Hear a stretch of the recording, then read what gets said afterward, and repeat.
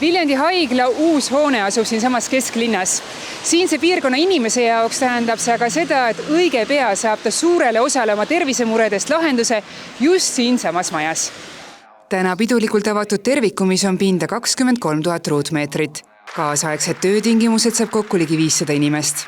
Kui ma täna oma inimesi vaatan ja kõikidega siin kallistan, siis ma ei tea, emotsiooni ei ole võimalik kirjeldada. Ma olen võtnud seda kui alpinismi või mägironimist, kus sul on tõusud, langused ja pead nagu mängima pikka mängu. Ja jõudsime tippu koos tiimiga.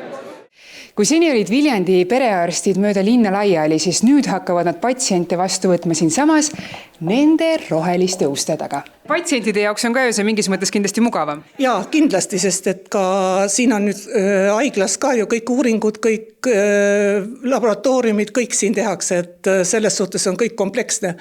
Kusjuures veel füsioteraapiad ja ühesõnaga nad tulevad ühte kohta, saavad kõik teenused korraga. Seda on näidanud teiste riikide kogemused ka, et nagu asutused, kus on siis nii sotsiaal- kui ka tervishoiusüsteemid koos, et need vähendavad eelkõige inimeste uuesti sattumist haiglasse, ehk et selle tõttu, et pakutakse paremaid teenuseid.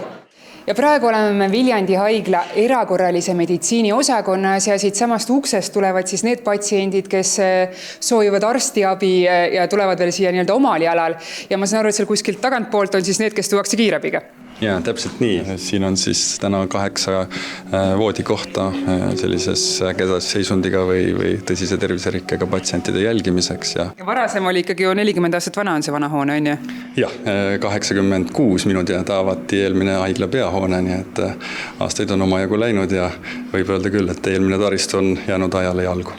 Me oleme sünnitusosakonnas ja siinne peretuba näeb välja tõesti nagu üks uhke hotellituba. Tere! No kuidas siis see emotsioon siin on, et teie olete sünnitusosakonna juht, et võrreldes praeguse majaga, praeguse osakonnaga? No süda lihtsalt õitseb võrratu. Siin on isegi, need toonid on nii armsad, pastelsed ja ootame neid uusi beebisid siia.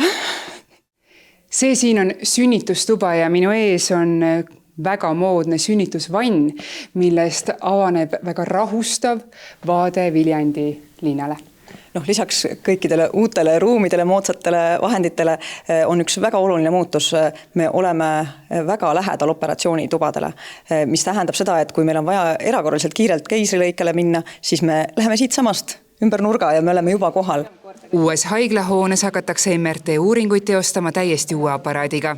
Kolleeg just hetk tagasi mainis, et on isegi südameuuringute võimekus, funktsionaalse MRT võimekus, nii et ja võib-olla mis on lasteuuringute mõttes, meil on ka sellised virtuaalreaalsuse prillid võimalik lastele panna uuringu ajal peale.